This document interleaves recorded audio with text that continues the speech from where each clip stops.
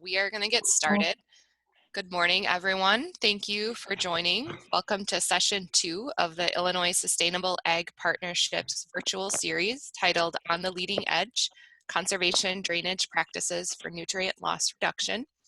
My name is Adrienne Marino, and on behalf of ISAP, and especially on behalf of the conservation, drainage industry, agency, and research partners engaged in developing this series, thank you very much for taking the time to join us today.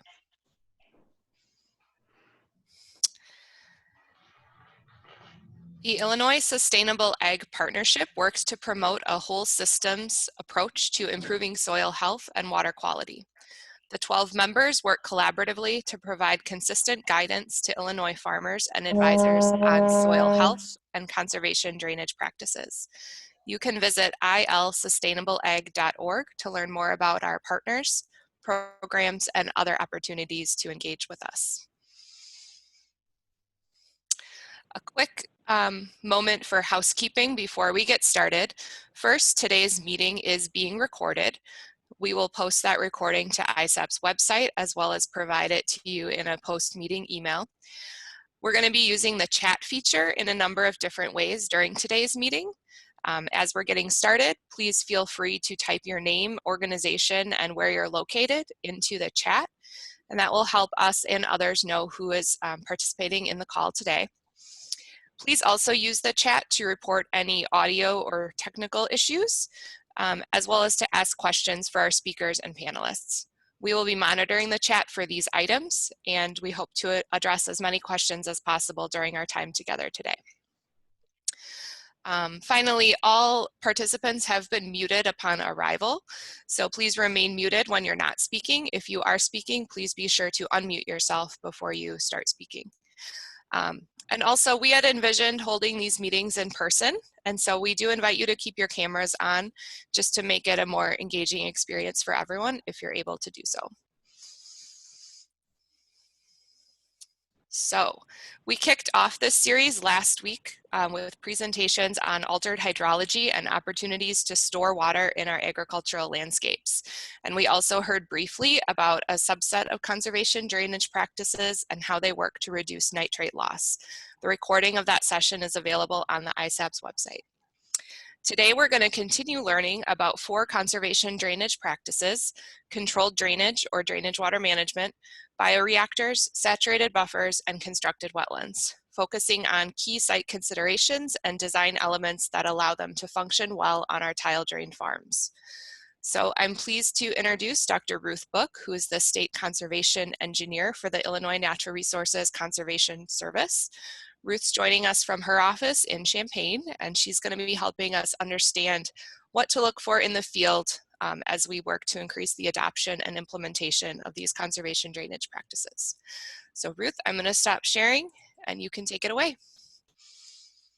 And I will attempt to share my screen appropriately. Let's see.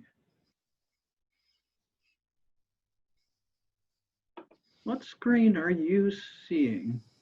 This is not obvious to me. Nothing yet, but if there's a green arrow on the bottom with share screen. Okay.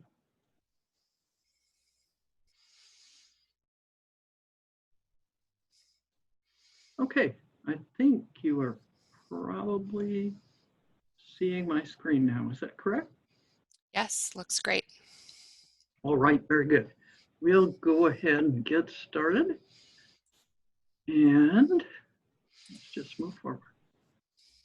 Today, what I hope to do in a relatively short amount of time is to pull a lot of information together about the 4 conservation practices that we're going to focus on today. And those are the ones that Adrienne listed. And we'll go into what we're going to look for in the field when we're considering some of these practices and why would we want to look for those things. But before we do that, we'll talk a little bit about conservation planning on a site and what in the world are NRCS conservation practice standards anyway. And then we'll dive into the process of actually implementing some of these practices.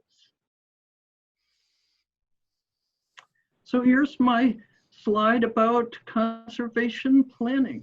Basically, this particular slide identifies the 9 steps of conservation planning as NRCS identifies those. And you can see there's a lot of work that goes into conservation planning. We want to be able to think broadly to start with. What are the issues and what might work to solve them? And then we can drill down into specifics. So conservation drainage practices, that's what we're talking about today, typically address things like water quality related to tile drainage. And that's just a small part of what might be happening on the site. Take a look at what's on this slide. You see my arrow to start here. When you start in a conservation planning process, you want to figure out, so what's going on out there on the ground, and do a little thinking and talking with the person who works the land and figure out what's going on and what the problems might be. And then you come back through and you figure out, so what kind of things could be done to solve those problems, and you evaluate those and present them to whoever's making decisions for that land. And only then you can actually put something on the ground. And so what I'm highlighting here with this part of the discussion is that often, especially with conservation drainage practices, I've noticed we want to jump to phase 3 immediately. Let's just put something on the ground. And I want to emphasize to all of us that that really may not be the right way to go about things. It would be better to think about what the problems are and what might work properly out on a particular field before we just jump right into implementing some conservation drainage practice because somebody talked us into it. So that's what I want to set the stage with. And then I'd also like to mention that research has shown multiple practices working together can often do a better job than just picking one or another and just doing it by itself. And so if you can do a suite of practices on the ground, you might have better success. I am mentioning here on this particular slide some of the things that, if we're considering conservation drainage to address a water quality problem, for example, then we may also want to consider things like nutrient management, things like filter strips, things like cover crops, which have also been shown to be beneficial for water quality. And so as we do our conservation planning, we probably shouldn't try and silo ourselves into one particular idea. Let's think about all of these things and then let the person who makes decisions for the land decide what's going to work best for them.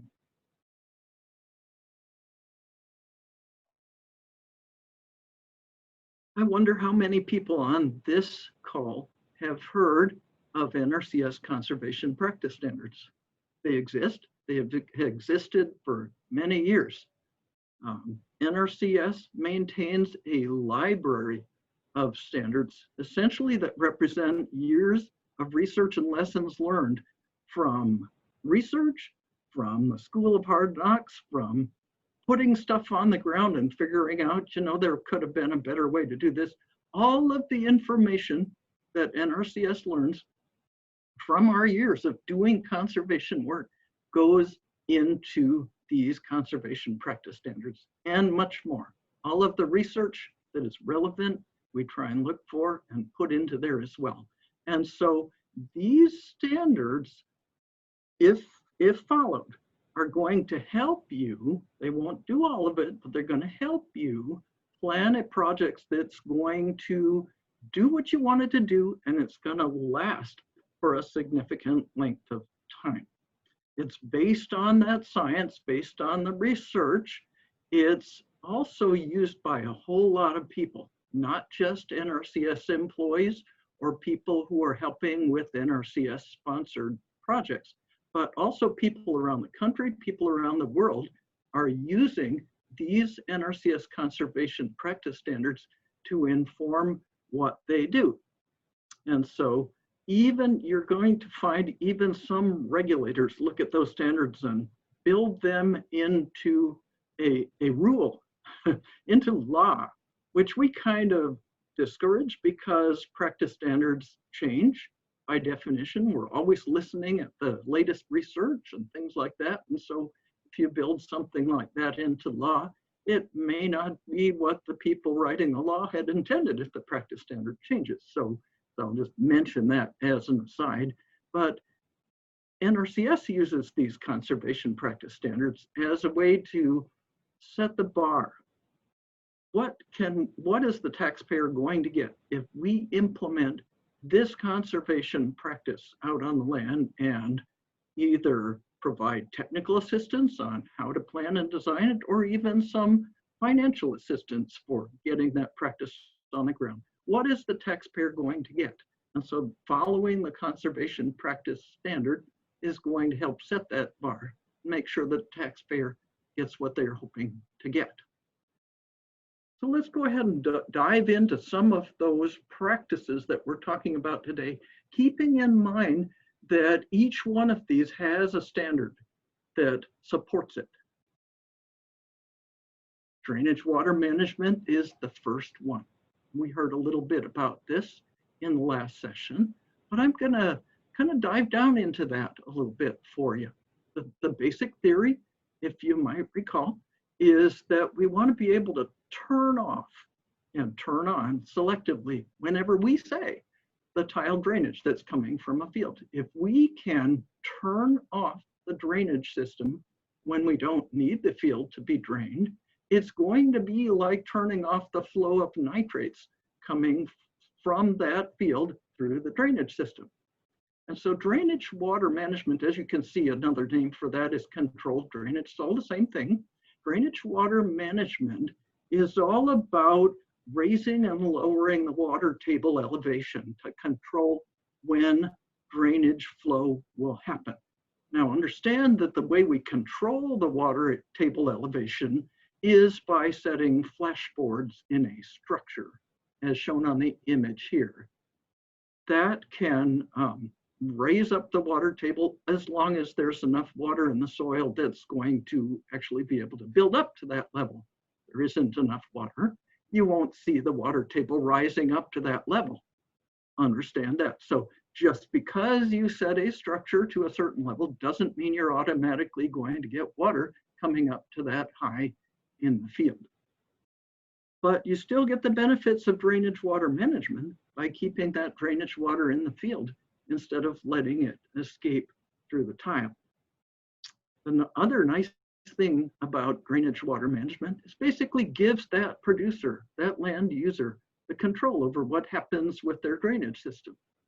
It might allow them to keep nutrients in the field longer and water in the field longer. If they can predict that it's going to be a dry period, why not keep a little bit, maybe not all of it, but a little bit of the water in the field for a while, rather than letting all of that flow away in the tile drain. So it just gives them control, basically, is what I'd like to say.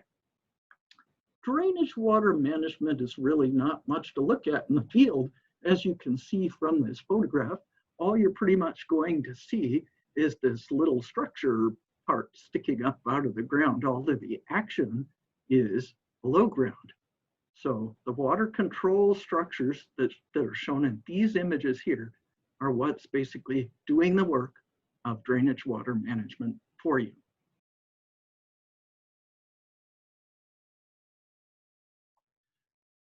Now, there's a reason that we call this practice drainage water management, is because there's some management involved, right? You're going to have to manipulate the elevation of those flashboards in the structure every once in a while.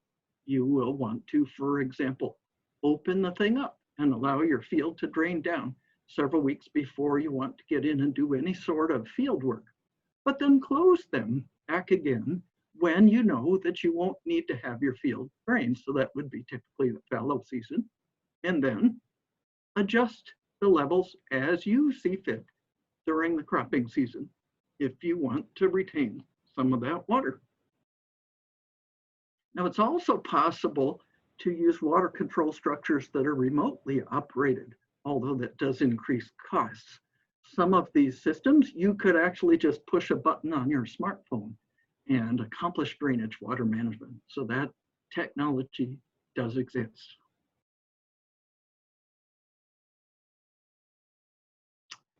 I'd like to use this slide to give you an idea of how effective drainage water management might be on a hypothetical field in a hypothetical year. It doesn't represent what's going to happen on any particular field. It just kind of gives you an idea of how drainage water management might work. And so the graph that you see on this slide basically shows the months of a typical crop year, and on the vertical axis, that's the depth, essentially, and it represents how much subsurface tile drain flow is happening as well. And you can see there's information in this slide that says, during these particular months, here's how much tile flow was measured for this particular example year. You can see it's an Illinois example. In Illinois, we often get about half of our drainage in the winter months. And in fact, for this particular example, you can see there were some real drainage events happening in, say, late January, almost to February, and then over into the March timeframe. There was a lot of flow in that hypothetical year. Now, what I've done is superimpose some shapes. There's a red one, and there's a yellow one or orange one. The red one represents what portion of the drain flow would be stopped if you were to do drainage water management on this field and raise the water table, or the potential of the water table, up about halfway. You see how that is? And basically what that does is it cuts off a lot of the flow that would have happened. It's going to just stay in the field. And then the orange or yellow shaded box represents what if the person who manages the land decides to raise the boards again after planting and keep some of that water in the field. How much additional drainage would that person have been stopping by doing drainage water management?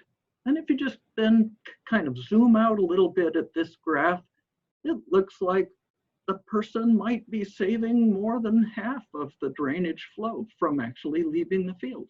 And so that can give you an idea of how drainage water management can be effective for a particular field.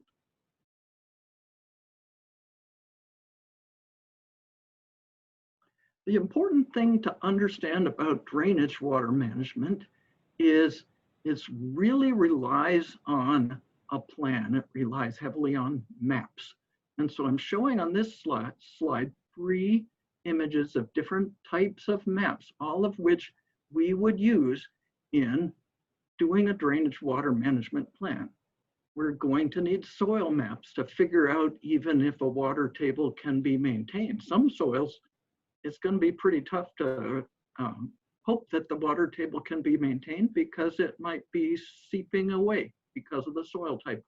It also, the soil map can help us figure out how far away from the tile we can hope to have some effect by managing the water elevation in the drainage system. Then we need to have a map of the drainage system itself so we can figure out where all in the field are we going to be able to manipulate the water table. And we need to have a topographic map on top of all that so we can plan where structures might need to go. You can see from that map on the far right-hand side, we divided this particular example field up into zones and figured that we can possibly raise water table on the entire field if we strategically place structures in the drainage system throughout there. Now understand, some people won't want you putting a structure out in the middle of the field, and we have ways to get around that too. Don't worry about that. But you gotta have a map that superimposes what's going on out there on the field with the tile drainage map and soils map so that you can figure out where all to recommend that these structures are going to go. So if you don't have maps, drainage water management is going to be a challenge. It's going to be pretty much not feasible. because you won't know what to do with that field in order to accomplish drainage water management. Maps are key.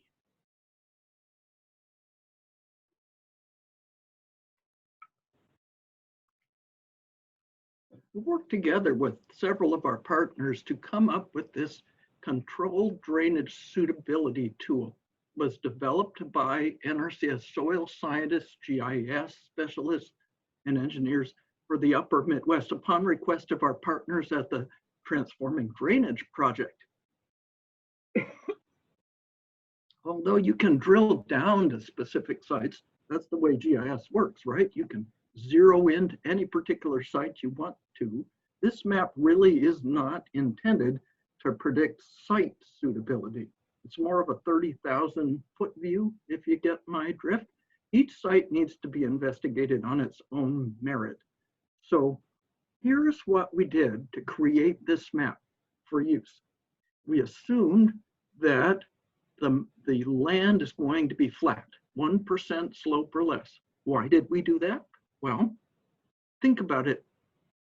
To accomplish drainage water management, you can get by with a whole lot fewer structures if the land is flat. In fact, you might even be able to put one structure at the edge of a field and raise the water table on the whole field if it's flat enough. So we figure it's going to be way more feasible to do drainage water management on flat cropland than on more steeply sloping land. We also use soils information to come up with what places are most likely to be tile drained. And basically what we did for that, we picked out the soils that have a seasonal high water table, saturated to within about a foot and a half of the surface during the growing season. That's what we use to inform the locations that are highlighted on this map. Then we also used land use data. We picked out cropland only, figuring that folks really wouldn't be so interested in doing drainage water management. In fact, there probably wouldn't be a whole lot of tile in places that are not cropland. So we picked out just cropland, and then we limited to 15-acre parcels at least, so that we didn't get a whole lot of real small locations. What this map can't possibly know is who owns the land, who might be interested in doing drainage water management, and what does the tile system look like on their ground. So remember, this is just a broad snapshot of where we might consider having drainage water management feasibility in the upper Midwest. It is not the gospel.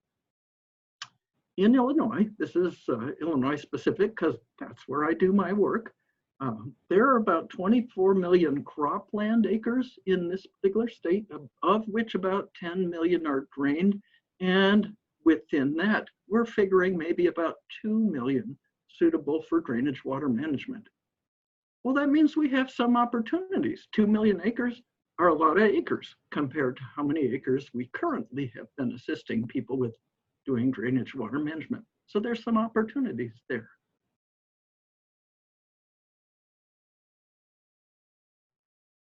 All right, so now I'm going to shift gears a little bit and really zoom in. How do we figure out what the drainage system capacity is? Now, first I'll preface that remark by saying drainage water management is one of those practices, probably the only one of the 4 conservation drainage practices we're talking about today, for which we really don't need to know what the capacity of the drainage system is. Drainage water management is all about maximizing the acres where we can raise that potential water table. We use a lot of maps, but we don't do a whole lot in the way of calculations. The other practices are different. I'm calling them edge of field practices here because they're often located in the edge of the field. You don't want to put these things in the way of a person's farming operations if possible, but I have seen a bioreactor out in the middle of a field. So that can be done too. Don't be misled into thinking you can only put these things at the edge of the field, even though they're often called edge of field practices, and most often you'll find them there. Just understand, things can be flexible. So for the bioreactors, the saturated buffers, and the constructed wetlands that we're talking about today, we need to know how much flow they're going to need to handle. And that flow, of course, depends on how many acres are drained. So we'll go into that just a little bit.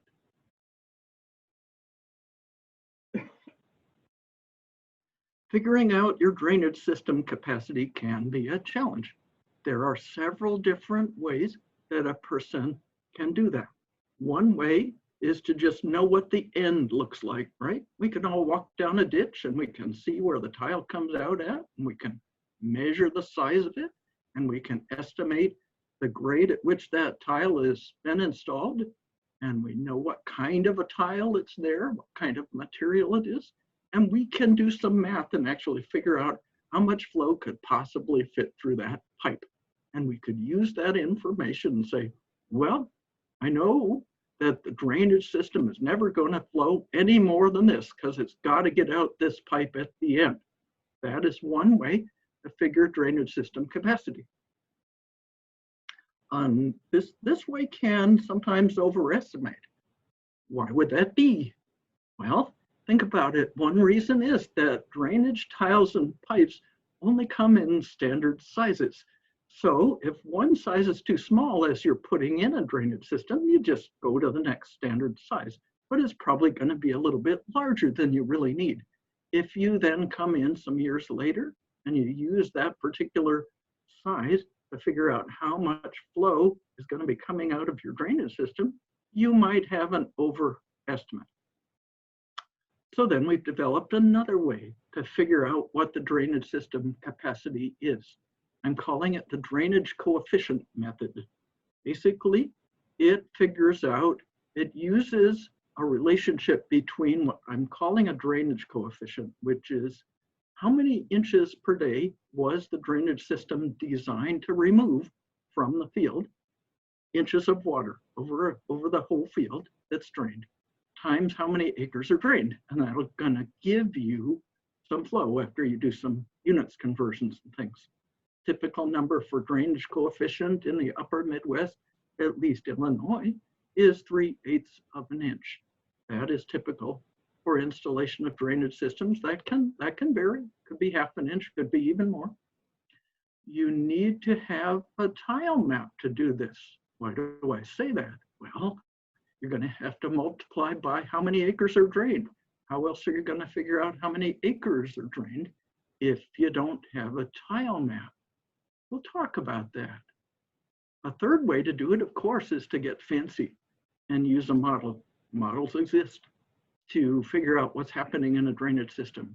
I will tell you that Illinois NRCS and most states NRCS will not have the time to do a site-specific model for each and every field.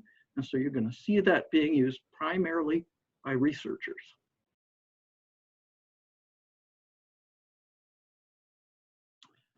So what if there is no tile map? We get a lot of this, right? Land changes hands.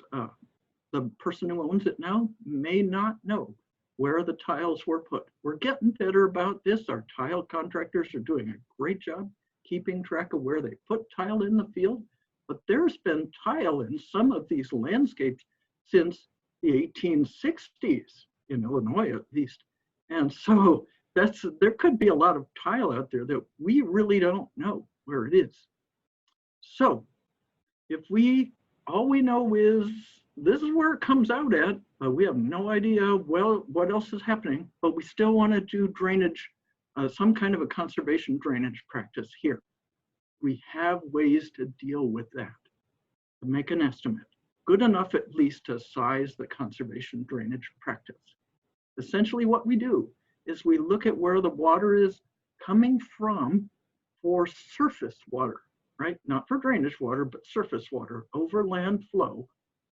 Any place where that water would run off to this particular spot where the tile outlets, we figure that the tile is all going to drain from that same area as well. That's an assumption, not always true, but in general, it is true. We figure that all in that drainage area then, all of the poorly drained soils are probably already drained.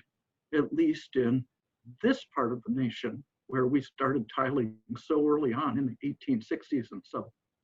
Then we add about half of the acres of somewhat poorly drained soils because we know that people have started to add tile in places where they didn't years ago. And then we can use that acreage that we figure along with that drainage coefficient that we just talked about to calculate a capacity for our constructed conservation drainage practices, constructed wetlands, saturated buffer, denitrifying bioreactor, those kinds of things. We'll all use that kind of information in order to size that particular practice for a site. Hey, Ruth, not to interrupt, but we do have a question coming from the chat. It's from our buddy Keegan out in Iowa. He is asking, what's the technical capacity in Illinois with job approval authority to design some of these smaller bioreactors and saturated buffers, maybe with a less than 8-inch main? Can the county offices design these in-house? Wow, that's a pretty big departure from our topic, but yeah, and the group listening may or may not be aware that NRCS has a staff of technical professionals in pretty much every office in the state, right? Every county, and those people have a lot of great knowledge. Nobody can know everything, and so when there's questions that they haven't been trained on yet, or just don't happen to know that, they can call upon a series of specialists to help. And so what Keegan is getting at there is that because nobody can know everything, they don't maybe have the experience yet to be able to design some of these conservation drainage practices, which are quite new in some cases to parts of the state. And so I will answer that by saying in Illinois, we're starting to broaden the number of people who can independently plan and design these. Yes, we have several. Not each and every office will have a person with that independent ability to plan without consulting with someone. But let me move forward. We've done a little bit of the basics. How do we figure out at least how much flow to design for? And let's focus on the denitrifying bioreactor. We heard a little bit about that at the last session last week. I will drill down into that just a little bit. Got an image here from the University of Illinois, Dr. Christensen, who spoke with us last week. And she's got an excellent schematic there to show how a typical bioreactor might work, essentially intercepting the pattern of drainage, sending it through a bunch of wood chips or other organic media, and get that water treated before it goes on outfield. The practical limit I'm finding for bioreactors is about 70 to 100 acres of drainage. But you know what? That's not a hard and fast rule. Some of these serve several hundred acres. It's not a problem. The nice thing about this practice is that it can work on steeper ground. Drainage water management works best on flat ground. Denitrifying bioreactor, you can have steeper ground and it'll be just fine. Essentially what happens here is we let these natural bacteria that are good at denitrifying whatever they're working on inhabit those wood chips and essentially clean the tile water. They eat, I put that in quotes, they don't really eat, but they use the carbon as an energy source from the wood chips and they breathe out the nitrate from the water. We were hearing a little bit more about how these things work last week, so I won't belabor that point, but the designer needs to know how these work too. So just a little background on that. So what's in a bioreactor, right? What's in the box? Basically, it's a big hole in the ground right at the end of a tile line or at a strategic spot in a tile line. But there's oh so much more than just a hole in the ground. There's also going to be, in many cases, a plastic lining. We like to put those in there to prevent seepage out before the water has a chance to be treated, and it can help you maintain the hydraulic head, the pressure to send that water through the wood chips instead of going someplace else. There needs to be wood chips. There needs to be a lot of wood chips, a good supply. And also then, there needs to be some plumbing. There needs to be an upstream, I'm calling it a diversion structure, essentially to intercept the water from the drainage system and send it through the bioreactor. It's also going to bypass any high flow that happens that the bioreactor isn't big enough to handle. Then there's going to be some plumbing down inside of the bioreactor that's going to send the water through the wood chips and then collect it after it's passed through. There will be another structure at the downstream end of the bioreactor. I'll call it a capacity structure to control the treatment level. How much treatment do we want to get out of this? It's basically the performance of the bioreactor, if you will. Where we set those stop logs upstream and downstream of the bioreactor is going to govern how much treatment we can expect out of it. And that downstream structure can also allow drain down of the bioreactor if needed.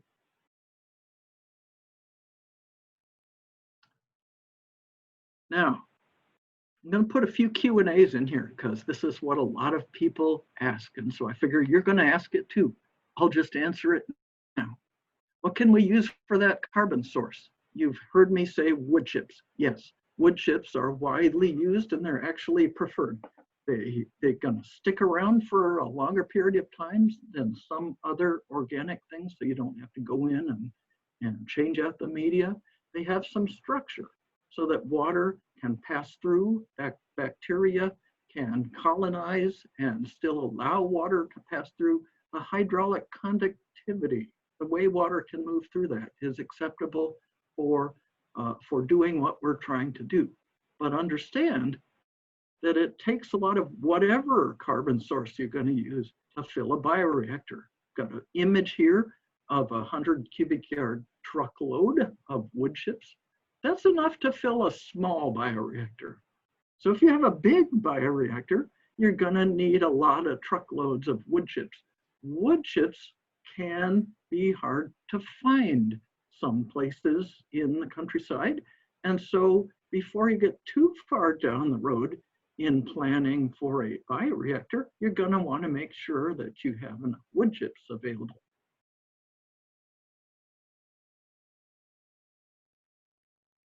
Here's another question that often is asked. How long are those wood chips going to last anyhow? The NRCS conservation practice standards also come with a practice life that's been established. Now this practice life is it's a general thing, right? We expect them to last 10 years. Some sites will last longer, some maybe not quite so much. Some research sites have been in place for much longer than 10 years. I can tell you that at least at the time that I gathered the data, we've had one site in Iowa that's had a wood chip replacement so far, several years back. That particular site, I talked to the researcher involved in the work, and he explained to me that basically the design was done differently. It was one of those very, very first research sites, and it was done differently from the way we would do it now. It also had a lot of shredded municipal wood waste that had been used that we would typically not want to try and use in our bioreactors nowadays, now that we know a little bit more. And it ended up having some compost-like material as they opened up that bioreactor. It looked like it was sort of plugging up some of the holes in the plumbing in the bioreactor. Fortunately, though, they told me that the flow wasn't reduced too much because the pipes were huge in that bioreactor. They were 12 inches in diameter. Nevertheless, they chose to replace the wood chips because it was not performing as well. So how do you tell if those wood chips need to be replaced? Monitoring is the best way, right? If you're taking readings on a bioreactor, how well they're performing at reducing the amount of nutrients coming out the back end, and all of a sudden you're starting to see a degradation in how well it's working, you know, something might need to be investigated. but not every site can be monitored. We don't have enough researchers to do all that. You might actually, just as the site-specific farmer, be able to notice that you're starting to get less flow through that bioreactor than you used to. And that could be a red flag. I'm going to start zooming through because I'm noticing Adrian getting a little nervous that I'm taking too much time here. So I'm going to go a little bit faster and hope I don't go too fast for you. Basically, we have an opinion about what kind of wood we can put in a bioreactor. The NRCS Conservation Practice Standard will inform about this. So basically, we want to be able to keep those bacteria healthy. That's the reason for it. We don't want to kill them off. We want to give them a good place to hang out. We do have some ongoing research about what kind of wood can be put into the bioreactor. That's our friend, Dr. Christensen at the University of Illinois. And she is learning right now that oak in the wood chips are actually not too bad. And so in Illinois, we're able to actually use some oak in our wood chips. And that's going to start informing NRCS nationwide soon. Bioreactors are designed to treat a reasonable percentage of the water. Can't possibly build a bioreactor large enough to treat all the water that possibly could fit through a drainage system. And so one of the criteria in the practice standard is you could treat 15% of the capacity of the subsurface drainage system. Now you're going to say, Ruth, that doesn't sound like a whole lot. Why bother to even put a bioreactor if it only treats 15% of the capacity of the drainage system? Well, I'm here to tell you that that drainage system doesn't flow at full capacity the whole time. And without belaboring the point, this graph shows for Illinois' state soil, drummer, this is, and for a particular set of conditions, this is how much flow through a drainage system you could expect to get over the course of a year.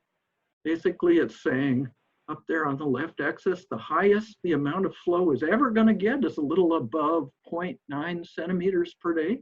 And then it gets lower than that. And it kind of gives you a percent of how many percent of days that flow is going to be higher than whatever amount is in that graph. And if you take 15% of that very highest number, that's going to be down here where that horizontal line is on the graph.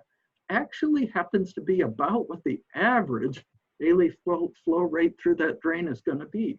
So your bioreactor is going to be able to treat water, the average amount of water coming through that drainage system over the course of a year.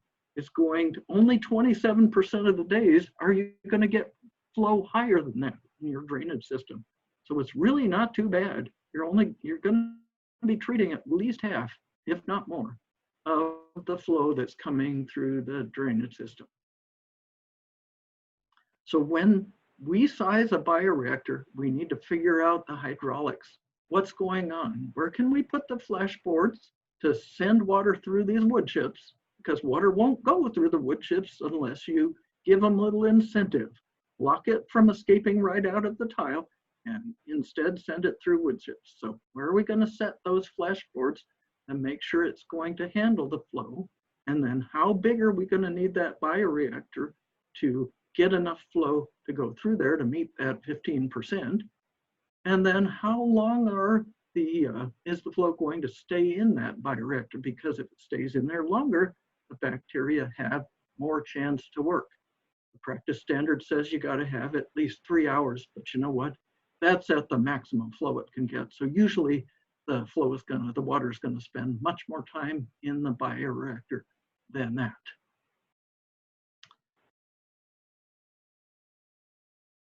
We also put a little notch in the downstream end. Why do we do that?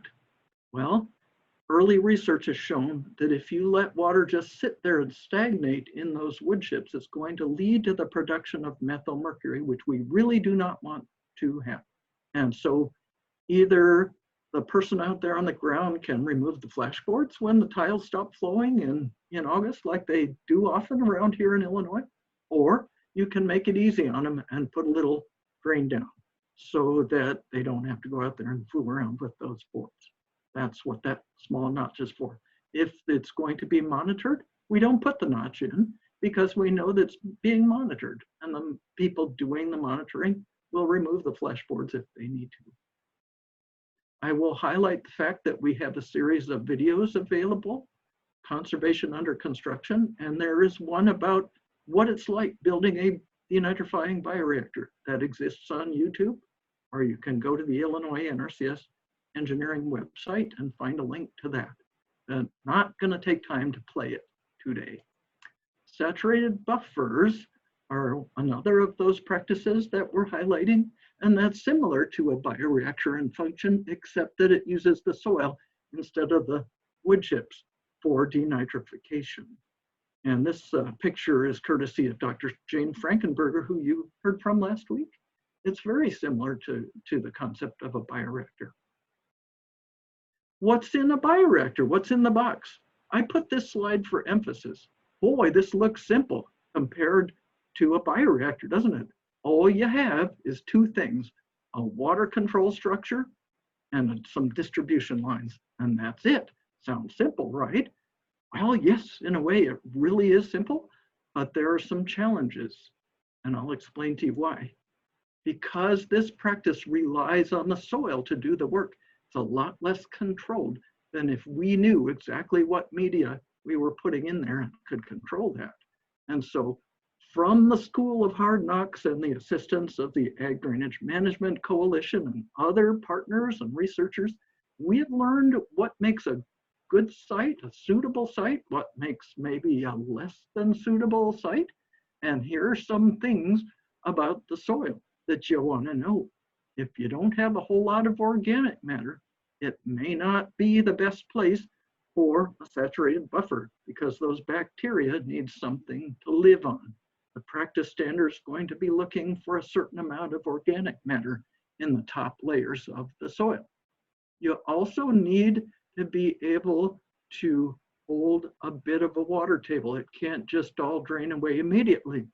And so there needs to be some kind of a clay or moderately impermeable layer down there that's going to help you keep that water table up and create those anaerobic conditions that are going to be conducive to denitrification.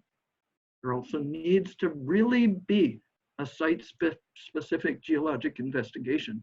That NRCS Web Soil Survey is a wonderful tool, but it was never intended to be used at the very site-specific scale.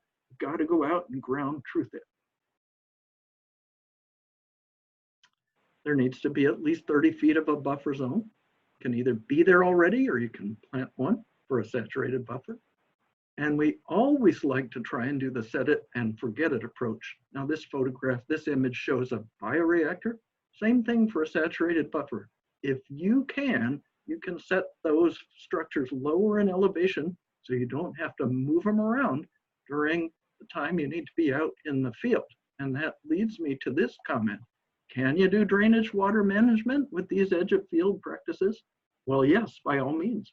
And sometimes you might have to if the ground is so flat that you need to raise the water table up a little bit to send that water through whatever it is you have, like a bioreactor or a saturated buffer.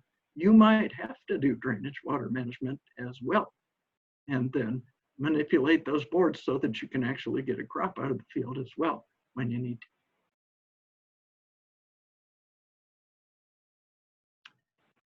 With saturated buffers, we're being overly careful. We don't want to have things that are going to plug up those distribution lines. The image on the left here is where they put in the very first saturated buffer in Iowa.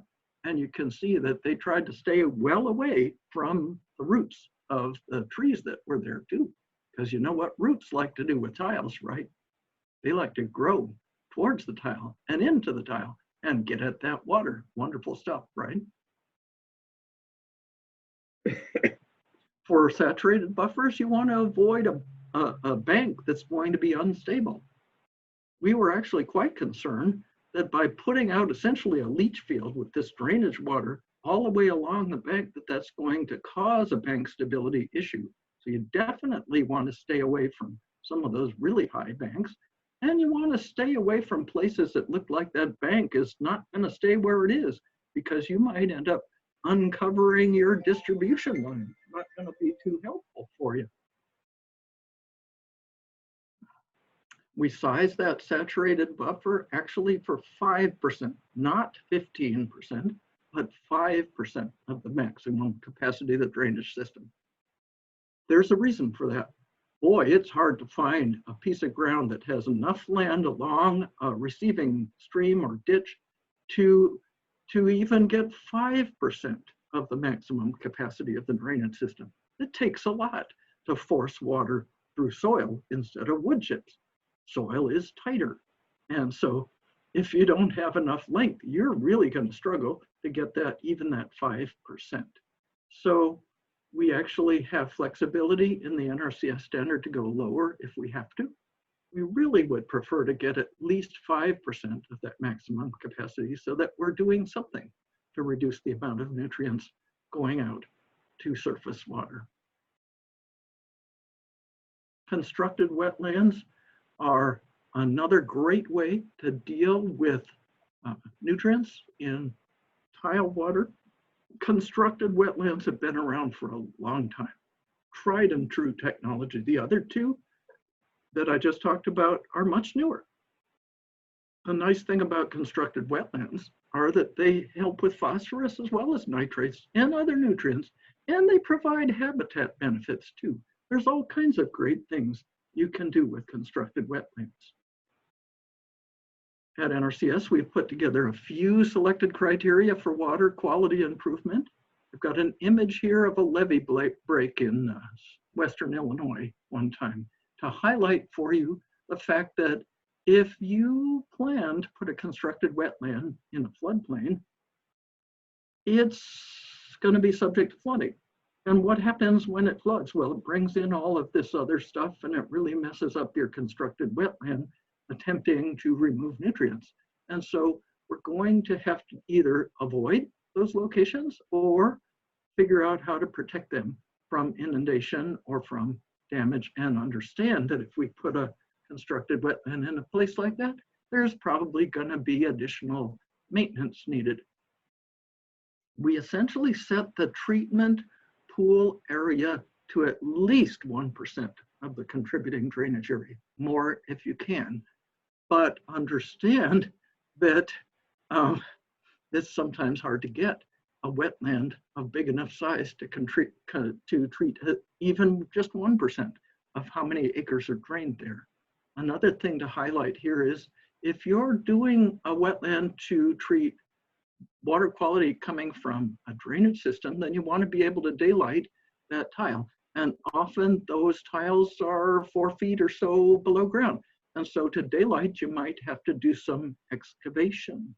That's a lot of excavation, and it can lead to a lot of cost. So when we do the calculations for planning a wetland, a constructed wetland, we not only need to know how many acres are drained by the tile system, like we already talked about, but also acres that are contributing surface flow to the wetland. For this reason, we often just exclude any acres contributing surface flow. The wetland doesn't have to be quite so large. We do want to identify what parts of the wetland actually are going to be providing the benefits we hope to get. And essentially what we do is we say we're going to count all of the areas in the wetland that are 24 inches deep and up to 12 inches above the elevation at which we're going to hold that water in the wetland, because a lot of that saturated soil contains the bacteria that are going to be doing the work for us as well. A lot of good benefits from that part that's above the water. And so that's something key to note as we size these things. And we want to keep this treatment pool very shallow, at least 12 inches deep or less in most of the constructed wetland. We try and make sure that the outlet is hydraulically distant from the inlet so that the water actually spends some time in there and gives the bacteria a chance to work. And we want to make sure it doesn't silt in prematurely, so we're going to tend to add a buffer or exclude surface water entirely And plants need to be in there to do the work. They take up nutrients. Bacteria sit on those plants as a substrate and use that for an energy source as well as a place to hang out. And so we got to select the right plants, plant them in there. We can actually go with natural reed vegetation if we have the right kind of soils that are going to have those plants ready to grow once we restore those wetland conditions, and gradually increase water depths after the thing gets built so that those plants have a chance to grow. We have a wetland video available, just created within the last month or so, available for people to view on the very same website we had before, mentioned before. And just a little bit about how to contact NRCS in Illinois, and indeed every other state. We have those field offices in almost every county, and they are co-located with the county's soil and water conservation district. Often you can't tell who's a conservation district employee and who's an NRCS employee. We work together so closely. So go to your local one, they can help you. We do provide financial and technical assistance. There are a lot of programs that are available for conservation through USDA. Some of them I've listed here. EQIP, we like to pronounce our acronyms, right? The Environmental Quality Incentives Program is probably the biggest one. Illinois NRCS actually has a special project for conservation drainage so that people interested in doing conservation drainage don't have quite as much competition for the money. We also have a conservation stewardship program and a conservation reserve program. All of those things provide excellent help. NRCS has people who know how to do this stuff, so we can provide technical assistance, but your first stop is gonna be at your local field office. And I'll let you go.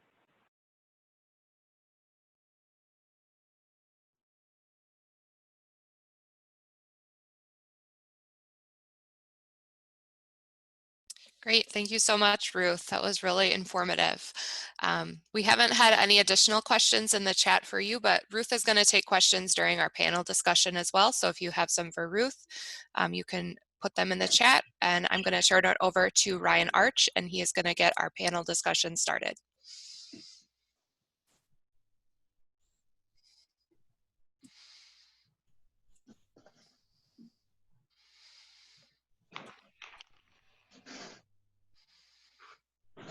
Ryan, you might be muted.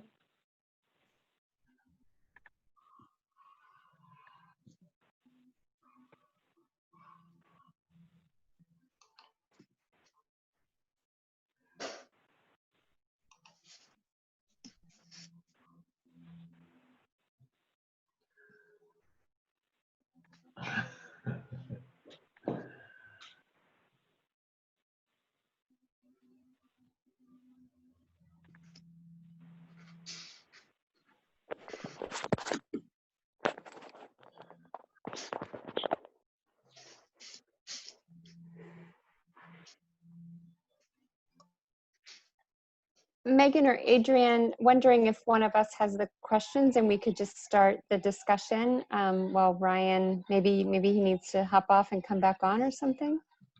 I can do that. Let me just pull those up.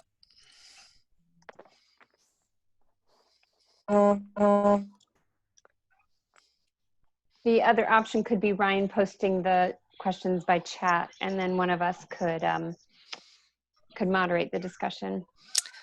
Yep, I can get us kicked off. So I first want to just introduce who our panelists are. We have Josh Joseph. He is the Peoria County Soil and Water Conservation District Resource Conservationist. We have Dave Kennedy. He is a drainage contractor with Kennedy Farm Drainage. We have Jeff O'Connor. He is a landowner in Kankakee County, also the chair of the Kankakee County Soil and Water Conservation District Board.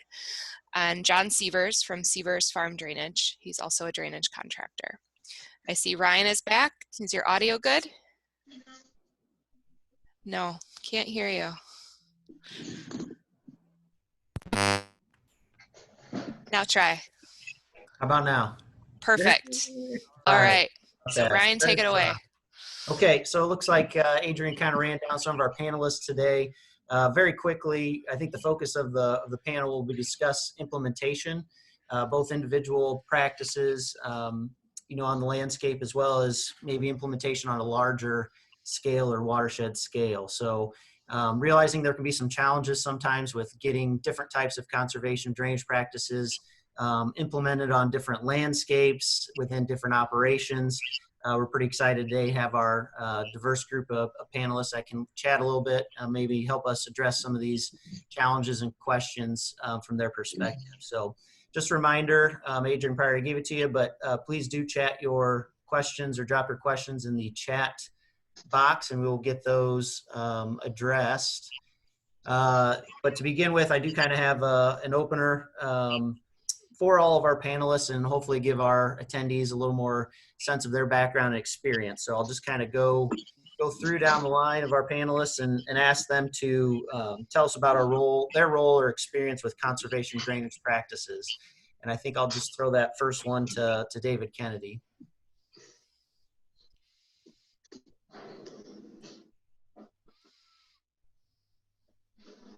I'm sorry, Ryan, you caught me by surprise.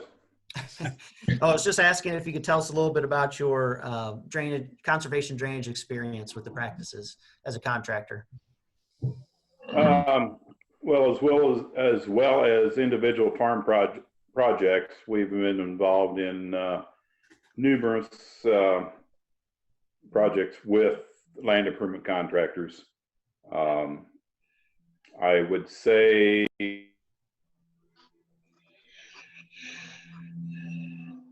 Oh, we lost you on mute there, Dave.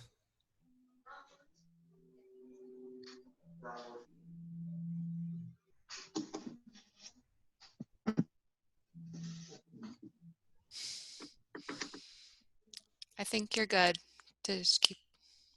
am I back now? I think so. Yep. Okay, sorry, I'm doing this thing over my phone and it's not working the best. Been involved, I'm not sure where I left off, but been involved with several wetlands, drainage water management, and saturated buffer projects through Land Improvement Contractors Association. Very good, thank you. John, what about your experiences with some of these practices?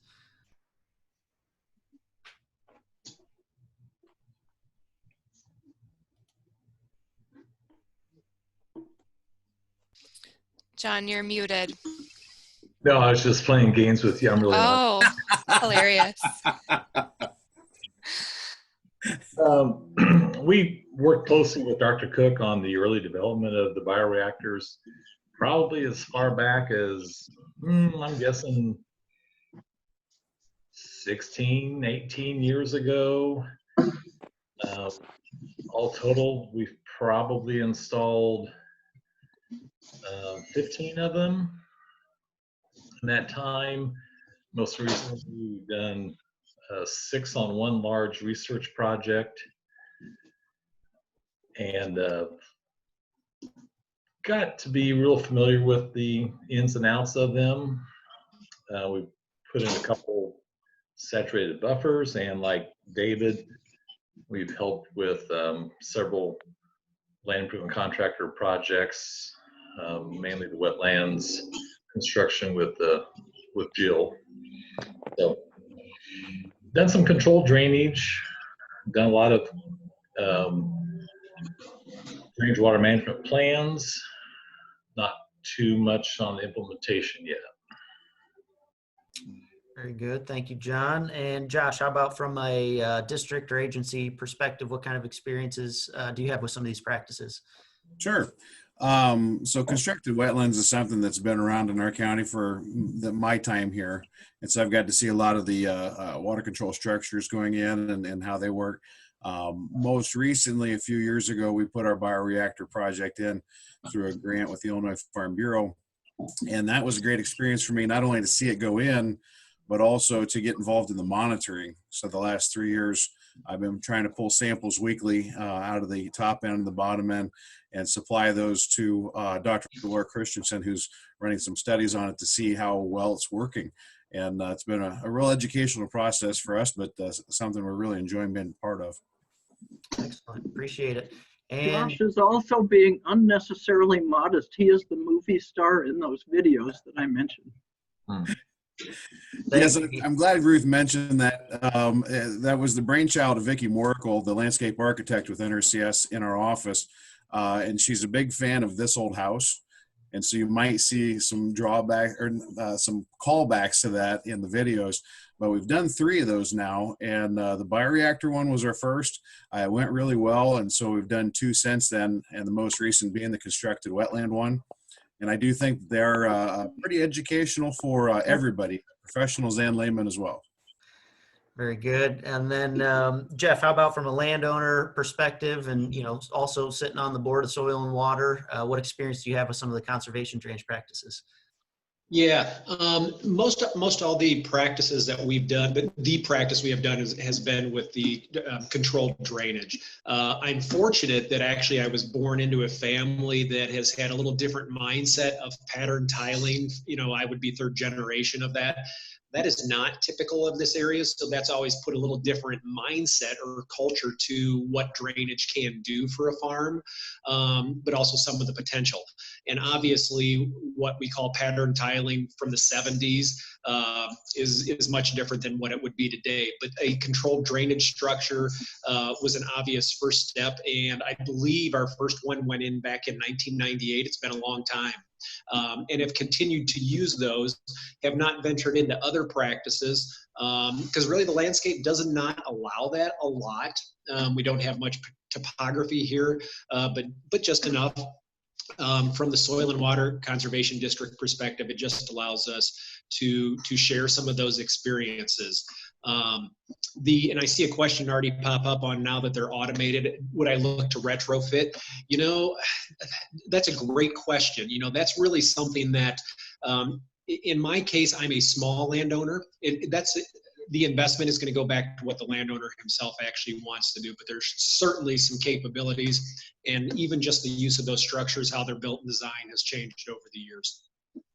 Very good, appreciate it. Yeah, and I think, Ruth, I think your experiences precede you here, but anything else you'd like to add before we get started with some of the questions?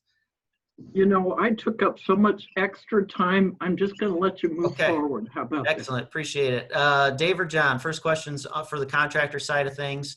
How many of these smaller scale projects would you like to see packaged together to be seen as a moneymaker for the contractor? Well, I hope every project we do is a money maker. We're in the business to turn a profit. I don't know about you, Dave, but that's my opinion. Oh no, we're in the business of feel good.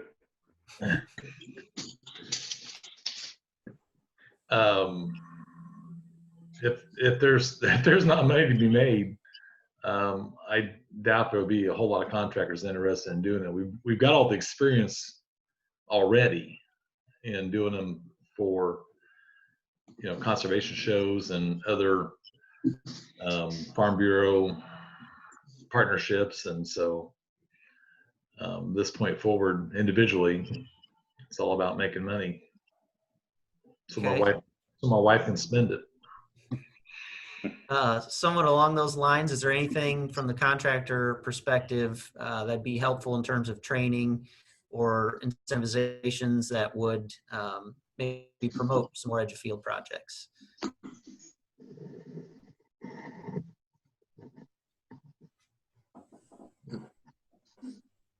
They're not difficult to install. It's more site selection that becomes the challenge. I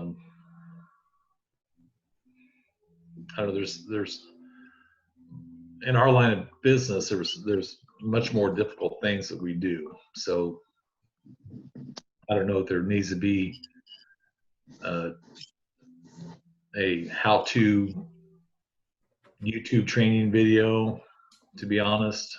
If you can read a set of plans, you can construct a bioreactor or a saturated buffer. Wetlands become a little more challenging, but Jill gets a little creative on her shapes and sizing of that. You can chime in, Jill, if you like to. No, I am not going to chime in. We're going to keep moving here to try to hit most of the panelists. Question for Jeff. 2019 was a banner year for drainage water management with the wet spring and dry summer. Do you think your farm benefited? I'm going to be unique in that answer in that I will say no, because we did not have a dry summer. We actually were a small pocket that continued to be wet throughout the summer. So we were on full bore drainage mode the whole time. A comment I would like to make, something that's been learned over this 20 years is one of the things, and if you look at how do we solve these practices, even the most basic, first of all, if you look at a landowner who's making an investment in a tile system, the overall cost of the system, even to add 1 or 2 controlled structures, is not really, it's not a huge percentage increase. But what I like to tell a landowner is it really gives us a rare window into what the tile system is doing. It's easy to tell a landowner, you know, that a tile's an investment that's going to work, you know, 24/7, 365, which you can't find, and not going to complain about those hours. And there's not many investments that are like that. But how do we know what's going on in there? And we've learned so much just by being able to have access, looking at the top to see what that water is actually doing. It's neat to go out there, you know, with a tape measure after heavy rain events and to see how quickly different parts are going down. And we've learned a lot. What we've actually learned by having that window is that the old standards for placing tile mains in this area are not near adequate. Now, when I say in this area, I'm going to say for myself, I've been doing extensive no-till, strip-till, and cover crops, you know, for anywhere from 6 to 10 years. And with increased infiltration rates, our water is getting to that tile system so much quicker, and we actually don't have the capability to get it away. So I'm waiting on a project yet this week to double the size of a main on a field because our infiltration is so high. How did we know that? We knew that because we can look into these structures and see what that water table is doing, and we're learning that water's not getting away quick enough with old standards. Would never have had that opportunity before. So having these windows, it's reason to have another conversation with the landowner and get them excited about what are some of these other capabilities that edge of field practices may come into play in the future. It's exciting to talk about with them. Yeah, excellent points. Appreciate that, Jeff. We're going to try to get in one more question here, maybe to Josh. So if somebody's interested in implementing a conservation drainage practice, where do they start? That's a great question. I think Ruth did a wonderful job when she explained in the beginning of her presentation about the planning process that we go through. Because the most common way for somebody to hear about a conservation practice is either from their neighbor at the coffee shop or from a contractor when they have an erosion problem and then they call the contractor out. And both of those tend to lead towards the practice first. And I think one thing we really like to do here is assess the resource needs of the farm. So when somebody contacts us with any kind of interest or problem or issue, usually the first thing we try and do, if possible, is to have a field visit, to go out and take a look at the site and assess the needs and see what really fits their particular situation. Because as Ruth's presentation showed you, not every practice fits in every situation.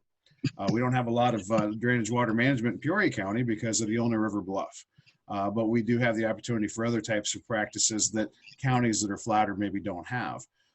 So I think for the people to contact their local office, which back in the days, if you guys remember telephone books, was really hard to find our phone number.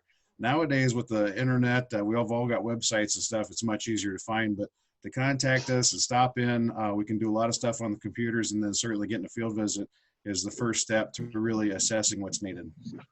Excellent. Appreciate it. Well, I think that's all the time we have for questions currently. Definitely want to thank all our panelists for their time today and the great discussion we've had. And with that, I'll turn it back over to Adrian. Thank you, Ryan. Thank you to Ruth for sharing her expertise with us today. Thank you to all of our participants on the panel. for sharing your expertise and all the participants who joined today's discussion. Be on the lookout early next week for a follow-up email that will have a recording of this meeting. And we look forward to seeing you again next Thursday, August 13th at 11. We're going to wrap up this series with a look at watershed planning tools and approaches for enhancing conservation, drainage, practice adoption, and implementation. It will be the same time, the same Zoom link that you used today, and we'll be hearing from these fine individuals shown on your screen. If you are interested in receiving continuing education credits for today, you can use one of the 3 options on the screen. Jean also put something into the chat with some instructions there. I am also going to launch a quick poll. And I'm going to keep it open for about the next 2 minutes. It's just going to help us collect some feedback on this session and help us make the next one even more valuable for you. So thank you again very much for your participation. Have a great afternoon, and we'll see you back here next week.